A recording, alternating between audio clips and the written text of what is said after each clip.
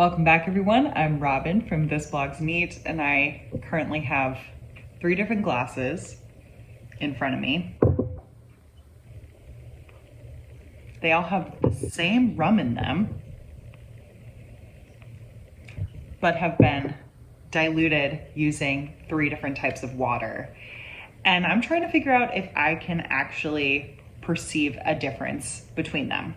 So let's take a step back for a second.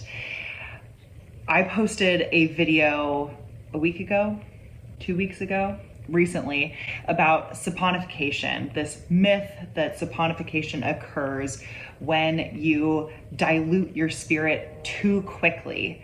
And ultimately, there are no soaps being formed in your spirit when you dilute it. The likelihood of this is extremely, extremely, extremely low.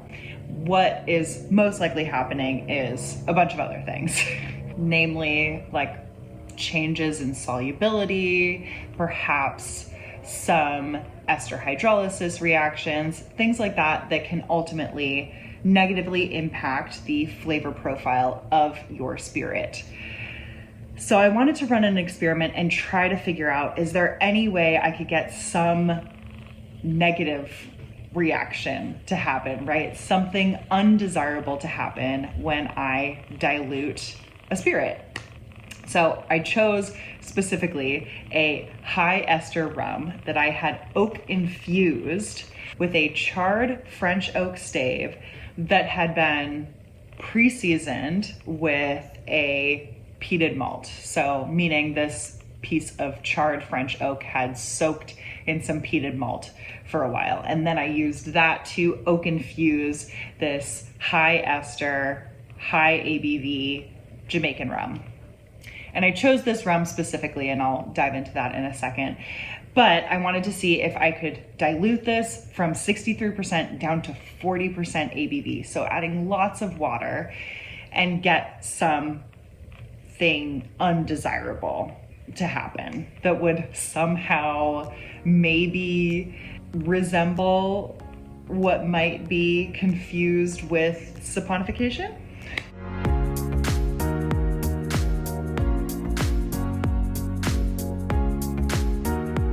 So why would I choose this rum in particular to run this experiment?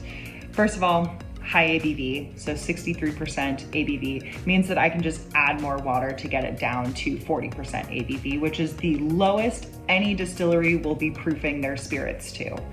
That's the lowest, 40%. If it's not at 40%, in the US at least, I know some countries will allow some spirits to be at like 37.5%, but at 40% ABV is the minimum that a distillery in the US will be proofing their spirits down to. So I wanted to find the biggest gap I could there, which of course there are higher ABV spirits than 63%, but there are other reasons why I chose this rum. I chose it also because it is a high ester rum. I wanted that high concentration of esters as well as fusel oils in there. And as you can see, the rum I chose is Rum Fire, which has an ester concentration between like 400 and 600 grams of esters per hectoliter of pure alcohol. I'm more looking for those longer chain esters or those heavier alcohols to kind of cause some undesirable reactions to happen. Instead of just using the white overproof Rum Fire here, I oak infused it. So I chose to oak infuse this because I wanted those larger molecules that are extracted from the oak. The more compounds that I add, the more likely that it is that there's some undesirable reactions that happen. And I chose French oak because it has a little bit more of like a tannin structure to it. And I wanted just more of those big bulky molecules. I also charred the French oak because I saw somewhere on the internet, like somewhere within the saponification myth perpetuation, I saw someone say that charring, working with charred oak, increases your likelihood of saponification. So I thought, charring, let's increase the likelihood of hopefully something happening. I also pre-seasoned it with a peated malt because I wanted that, again, just like adding more to the pot, right? I wanted those phenols to actually hopefully participate in some undesirable reactions. Again, I'm just trying to do my best to maximize the amount of undesirable reactions or undesirable effects that happen when I dilute this rum.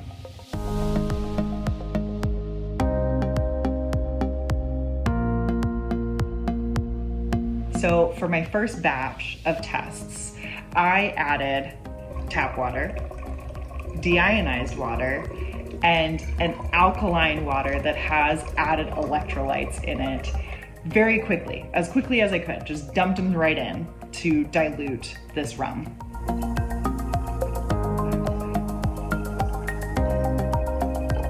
I diluted all of these at the same time. I took temperature measurements, I took pH measurements, which I don't really trust because I'm just using a little pH strip. And one of the coolest things that I got to see is how there is that little exothermic reaction when you dilute spirits. This was the first time I actually recorded that temperature change. There was like a 7 to 8 degree Fahrenheit increase when I diluted each of the samples. So just 100 milliliters with 57 milliliters of water added in, and there was that nice big 7 to 8 degree Fahrenheit change. So that was cool. We can talk about that in another video if you're interested. But so far, the only thing that I've observed is that there's some small little colloidal particles. But in all three of them, there's just tiny little floaters. I've seen this in spirits before. In unfiltered spirits, I have seen this before. These teeny tiny little floaters, but that is in all three of them.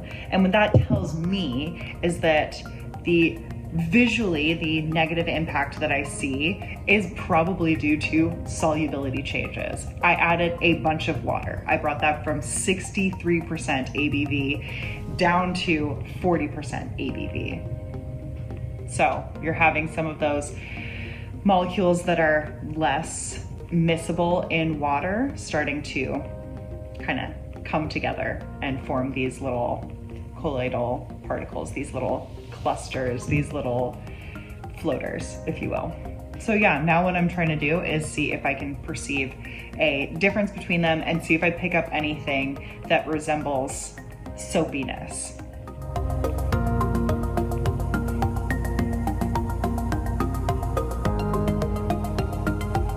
So right off the bat, all three of them smell pretty much the same. I'd say that the one that was diluted with the deionized water probably has the least amount of kind of aroma on the nose. Whereas the rums diluted with the alkaline water and the tap water are giving me a little bit more fun flavors, fun aromas. The rum that was diluted with the alkaline water that had added electrolytes in it, it gives me the most aromas. I'm getting a lot of spiciness and a lot of like fun, rich, caramely notes. Whereas the one diluted with the deionized water is a little bit more like a sweet, dark buckwheat honey, maybe more vanilla than spice. And the one with tap water kind of sits like somewhere between these. As far as like alcohol heat on the nose, they seem pretty similar. So are there any detectable differences? Maybe. All right, let's try them. Okay, so on the palate, this has a lot more like of those spicy, little dry finish, of those spicy, mulchy, earthy notes, like dark spices. We're talking cloves, maybe some star anise, maybe some allspice, maybe a little black pepper. This has a similar spiciness, also a little bit of a dry finish, so there's that. where it has that spiciness, and that earthiness, but it's not quite as like dark. It's more of like chewing on cinnamon bark and like dried mulch rather than like, yeah, a darker, wetter mulch and darker spices. Very similar to the deionized water. This is the one diluted with the tap water. It might have a little bit more of a metallic finish to it, but otherwise the flavors are super similar. Okay, so I'm gonna declare that the palates are minimally different. Nose is also minimally different. So for the palate, I'm getting more of a like metallic bitterness present on the rum diluted with tap water. I'm getting a little bit more of a cinnamon bark thing on the one diluted using deionized water, and more of like a kind of grungy, dirty, fruity, a little bit fruity thing, but like real grungy flavor on the one diluted using the alkaline water that has added electrolytes. But they all taste super, super similar.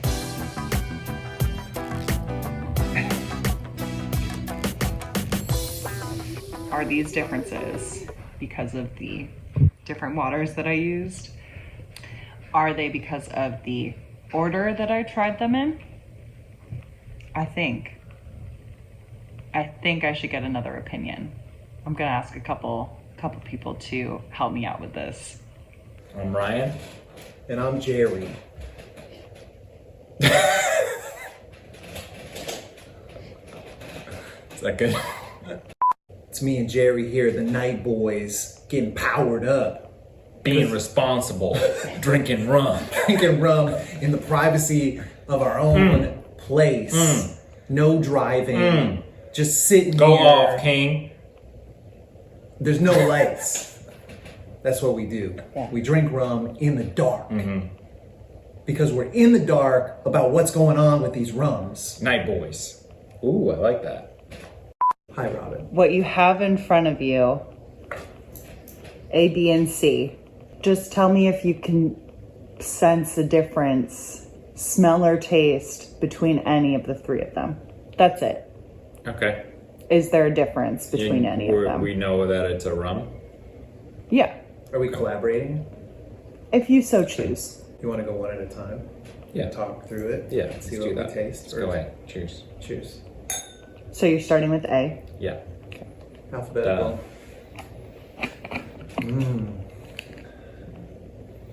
Smell that funk? You know what I'm saying? It does have some funkiness. You definitely know it's a rum. So that's good for us. Yeah, I like that. What do you think? Smell, taste, smell, taste, smell, taste. Sure. Or smell, smell, smell. Oh, okay. Smell, taste, smell, taste, smell, taste.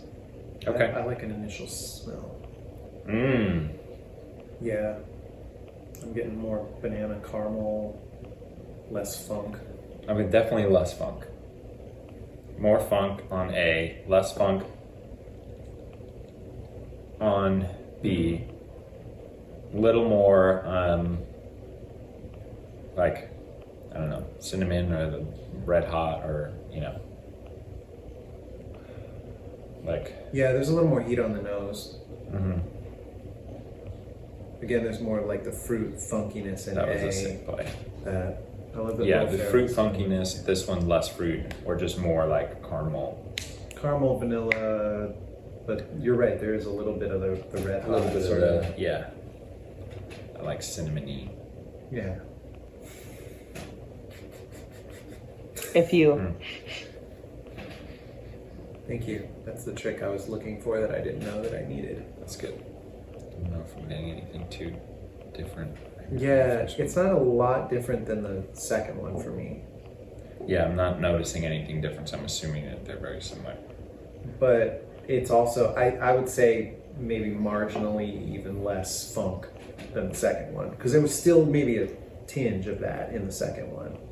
Let's see if our palates can pick up anything different. See, when I go back to this one now, I'm getting some red hot on this one too, so.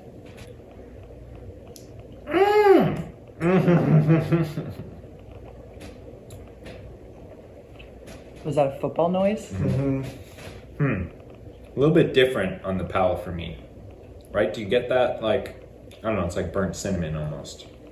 Or like what are the red hot candies? More of that. At least that's what I'm getting. On the palate versus the nose. More on the palate than the nose, yeah. Yeah, it's not as sort of fruity, Yeah, it's funky way as I more thought fruity it might on the- be, but I still get that. More like in the aftertaste because it's like the scent coming off my tongue kind of thing. But yeah, I still think that A has more of like a rum funk to it. Yeah, yeah. That to me is noticeable. I mean, let's say these are all very similar.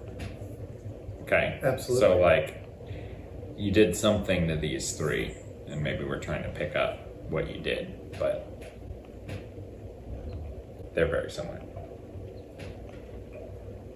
I don't know if it's, because this was the first one I tasted, which always happens, but I don't know, just less bolder flavor, similar profile here, but almost like it maybe is a lesser ABV or something, but not by much at all. I don't know. Yeah, well, yeah, it's kind of tricky, like to sense that too. But I agree. I mean, there's something that is like sort of like you said, that bold flavor is sort of slightly delineated or just less pronounced in the second one. But it tastes very similar. It tastes very similar. They're very close. Yeah, nothing here is drastically different. Yeah, it could be an ABV thing. Maybe. All right. It's close though. But you're getting like less heat or just less flavor on B? I mean, the flavor is pretty similar. Yeah.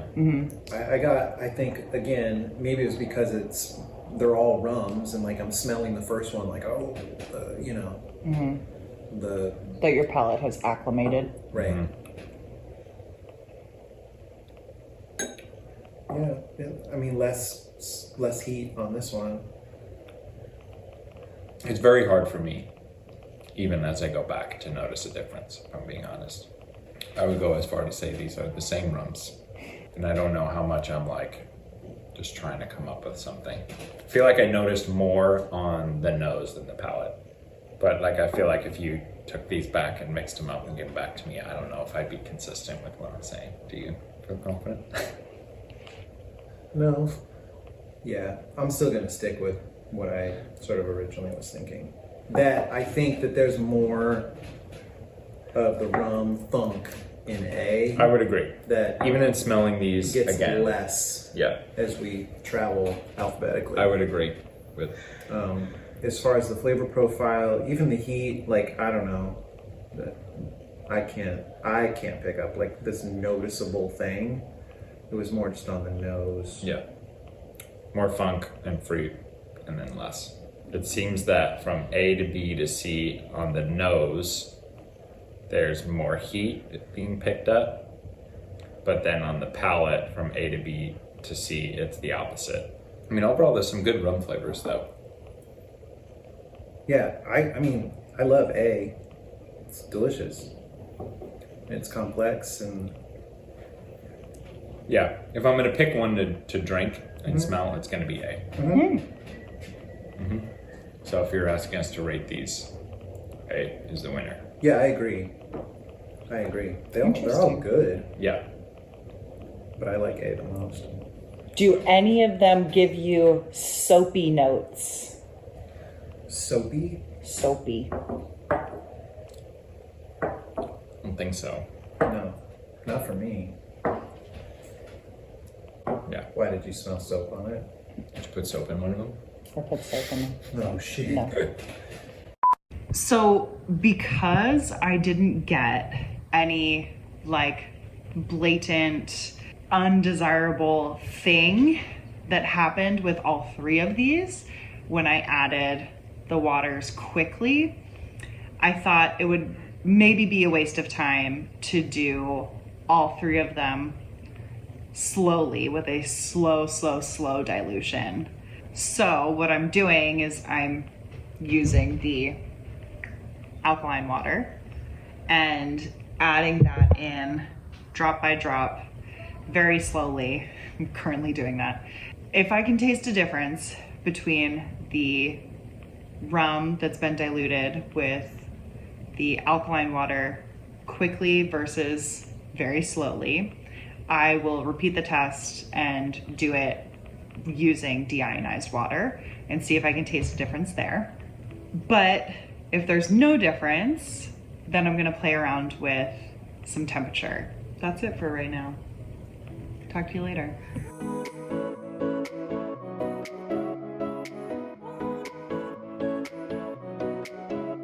I very slowly, over the course of like, we'll call it 5 to 6 hours, proofed down the rum using our alkaline water that has a pH of at least 9.5 and has added in electrolytes. And there are some noticeable differences visually between the rum that was proofed down quickly and slowly.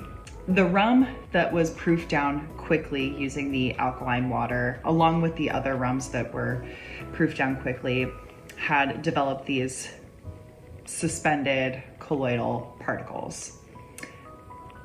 Now, the rum that was proofed down slowly using the alkaline water today has a bit of a hazy character to it. It does have some of those colloidal particles. However, it's noticeably hazy as compared to the rum diluted quickly. They're at the same ABV, they're at the same temperature because they've been sitting in the same room for the entire time they've existed. So it's not a temperature thing, it's not an ABV thing. I'm pretty sure what it is just differences in the colloidal particle size.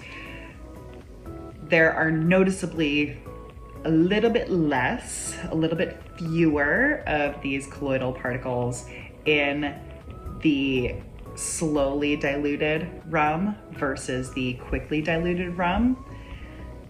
And those particles in the slowly diluted rum appear to be a little bit smaller versus the quickly diluted rum. So I think that's just what it is. I think it's just same amount of particles, right? Or same amount of colloid. It's just differences in how they're suspended. That's my guess.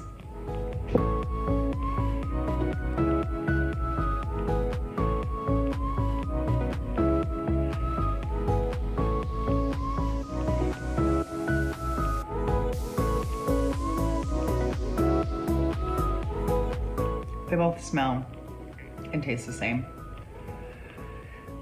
I was really trying to pick out any differences between them, and I'm just like really not able to.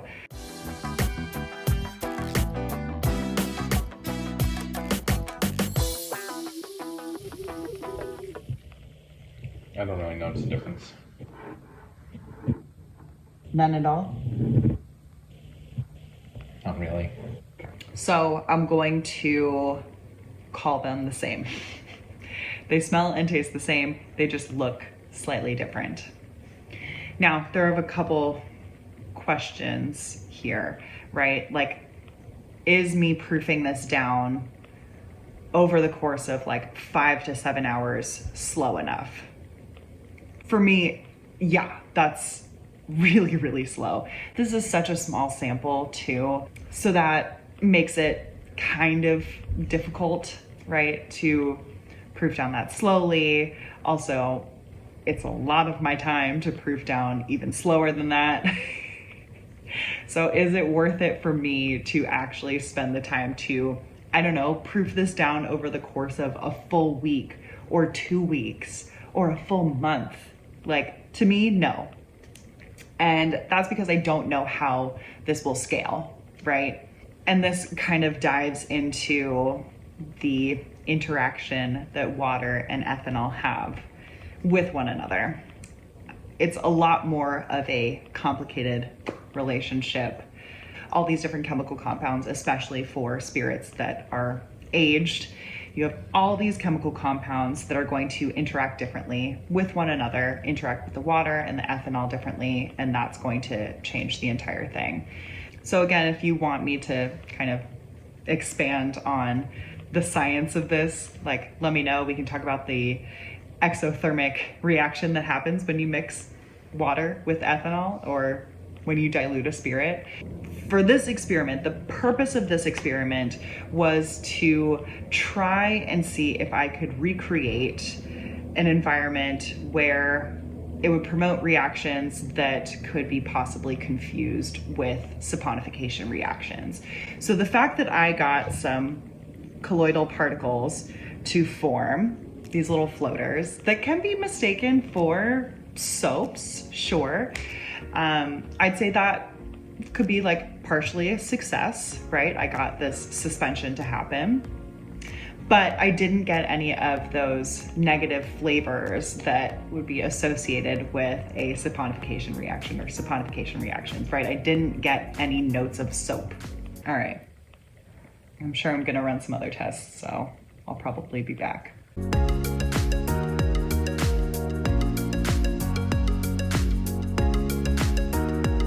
Yesterday, I decided to play around a little bit with temperature.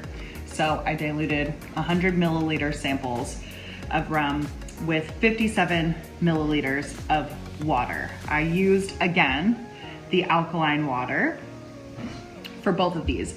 But now what I did is I took one of the waters and put that in the freezer for 10 minutes. And another one of the waters I put in some boiling water for a few minutes. I brought the cold water down to around 58 degrees Fahrenheit, and the hot water got brought up to about 125 degrees Fahrenheit. I wanted them to be cold and hot, but not unreasonably cold and hot. As I've been saying this entire video, I'm trying to cause some negative something to happen when I dilute the spirit. The temperature of the spirit was at room temperature, which for me that day was 80. And I added both the cold water quickly and the hot water quickly. Interestingly, when I added the cold water to the 80 degree Fahrenheit spirit, there was no temperature change at all, which I thought was really cool and just a weird coincidence that I happened to pick the right temperature of the water to cancel out the heat that's released from adding water to alcohol. Like, that was interesting. But the temperature of the rum went up to about 98 degrees Fahrenheit when I added in the 125 degree water to it. Anyways, I let those sit overnight because I wanted to let them get to room temperature, and then I tasted them this morning along with the rum that was diluted using the alkaline water just at room temperature quickly. I tasted all three of them. Again, like I've been doing this entire time, I really tried to pick out any differences. And as far as like the palate goes, I wasn't getting too much of a difference. They tasted essentially the same. Maybe some like minute differences in the like cinnamon note that I was getting, but that was really it. On the nose, I think I was getting slight differences, but again, like super tiny differences. They're so similar. And I don't actually know that I observed any real differences based on the temperature of the water that was added. Also, I should note that visually speaking, these are all three, they're identical. All three of them are clear, but have little colloidal particles in them, so have these little floaters. As far as like difference in size of the particles or anything, like they're all pretty much the same size, pretty much the same quantity. And of course, I'm just like looking at it, putting a flashlight underneath and actually looking at the rum inside the jar, but I thought I should note that. And the rum that I diluted slowly using the alkaline water is still cloudy. It still has a higher turbidity than all the other samples.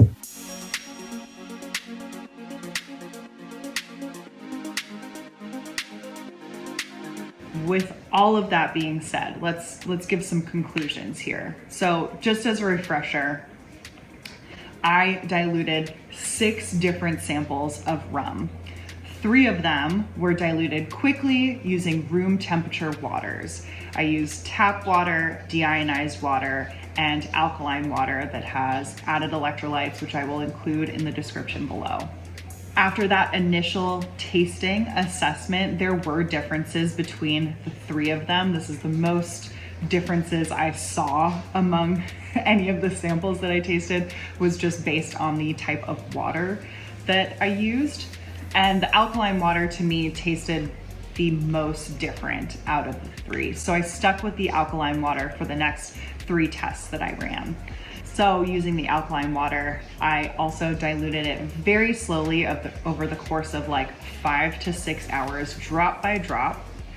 I diluted it using cold water, so 58 degrees Fahrenheit water, and I diluted it using hot water, so 125 degree Fahrenheit water. I let all of those come to room temperature before tasting them and comparing them. And there are very, very, very few differences as far as flavor profile goes.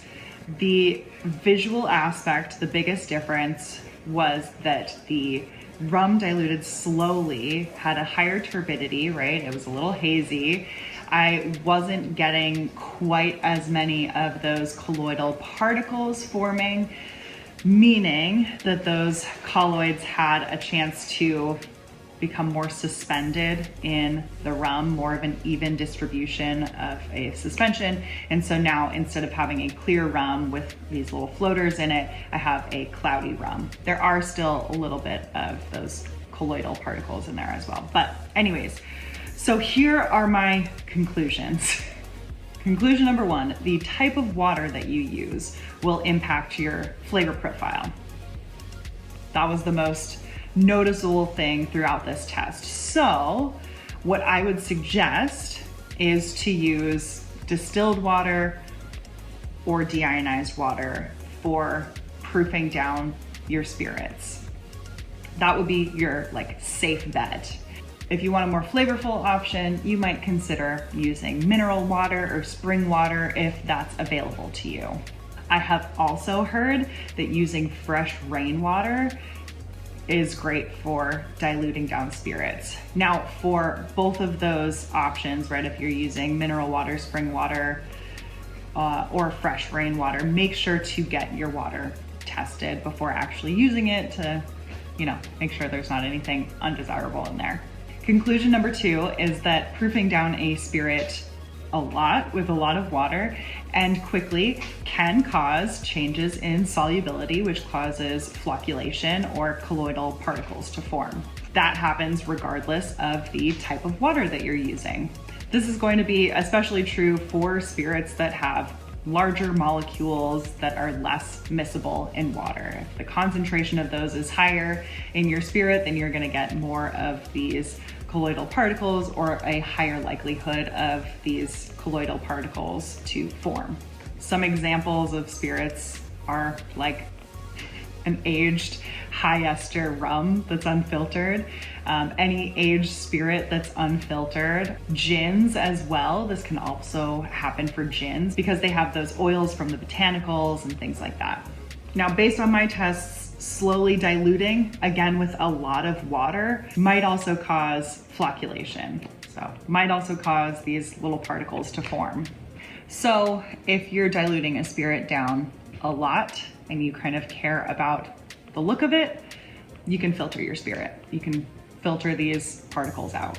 A lot of people argue that this negatively impacts the mouthfeel and the flavor of the overall spirit, but that's up to you to decide. The third conclusion is that temperature changes can possibly impact the flavors. Now, I didn't experience this firsthand with my small scale little tests. However, a big increase in temperature, right? If you have a large batch and you're adding a whole bunch of water to it, there can be a really big spike in temperature. There can be hot spots that are forming. A big spike in temperature can promote undesirable reactions such as ester hydrolysis, which does require higher temperatures. So it is important to monitor the temperature as you're proofing down your spirits, especially for larger batches. Note that the temperature change, right, this temperature increase will increase with larger batch sizes, which is why for larger batch sizes, you want to proof down a little bit slower and really monitor the temperature as you are proofing down your spirit. If you happen to proof down your spirit with cold water and you notice some flocculation that's occurring, it's possible that that has more to do with the cold water than the solubility changes, especially if you're not proofing down a whole lot. So if you just let the spirit come back to room temperature, that should be reversible and those particles should redissolve into the spirit.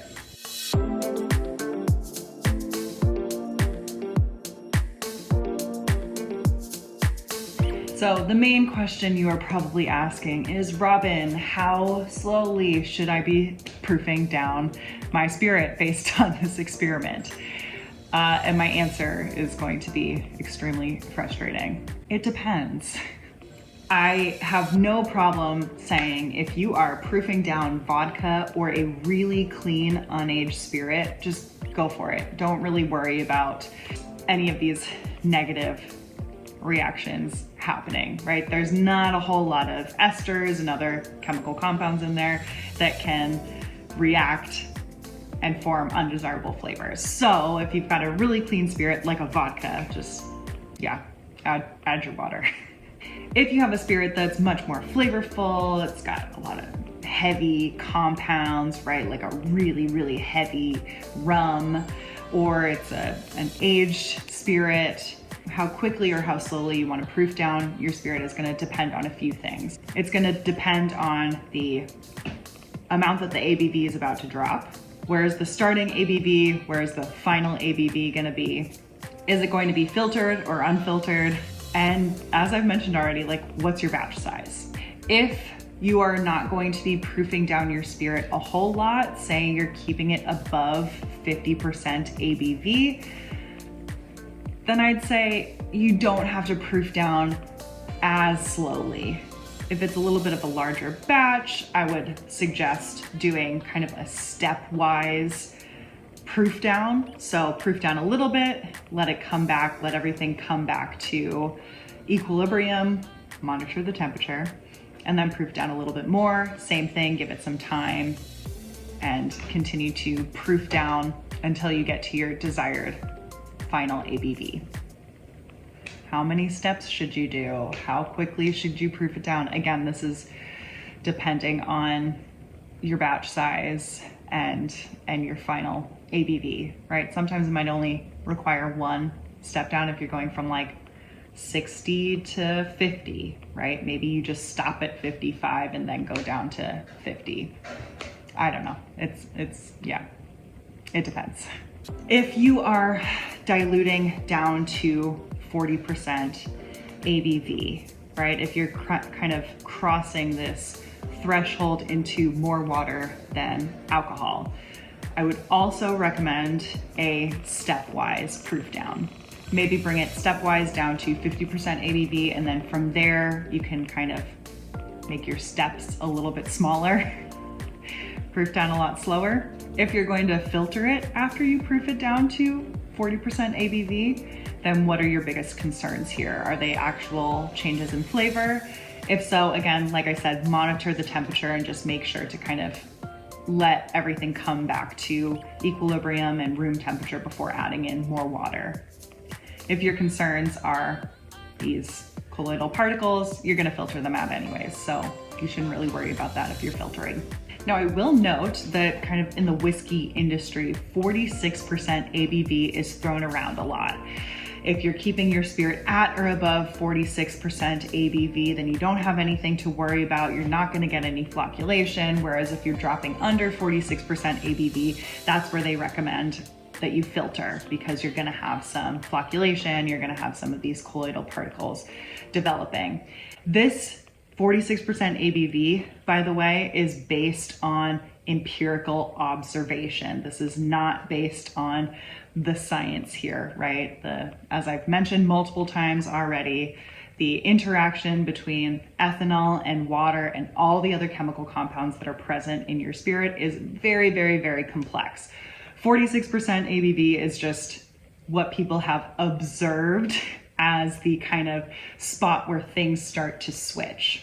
So just keep that in mind, again, when you're proofing and choosing your final ABV of your spirit.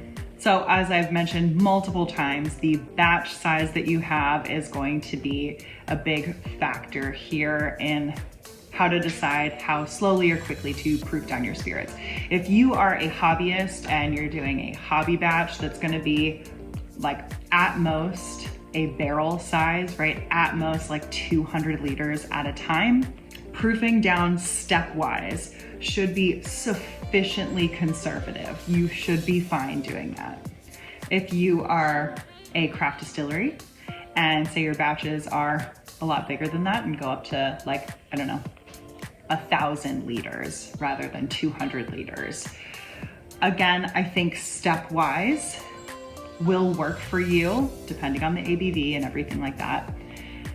Again, just monitor the temperature and let everything come to equilibrium. Maybe the steps that you take will have longer gaps of kind of rest for the spirit versus a hobbyist, right? If you're watching this and you work at a commercial distillery and you're wondering how quickly to proof down your spirits or how slowly to proof down your spirits, I don't know, is anyone who works at a commercial distillery watching? If so, please comment below and tell me how you proof down your spirits at such large batches.